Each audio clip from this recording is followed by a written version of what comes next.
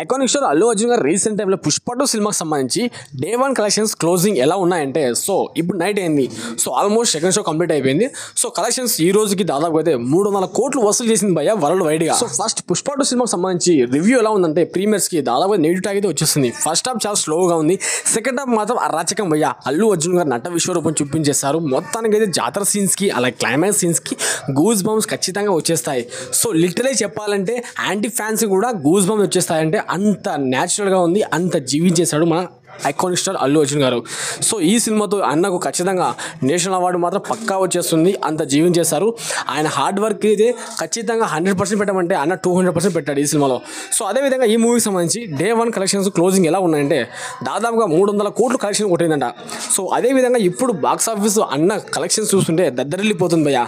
So అదేవిధంగా RGV గారు tweet చేశారు, ఈ సినిమా చాలా వరకు అయితే మెగా అల్లాడించేశాడని చెప్పేసి ఒక ట్వీట్ చేసేసారు.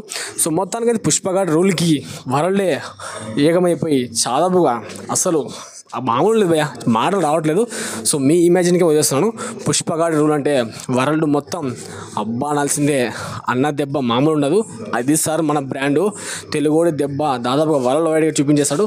మొత్తానికి అయితే వరల్డ్ వైడ్ కలెక్షన్ 300 కోట్లు అయితే కలెక్ట్ చేసింది.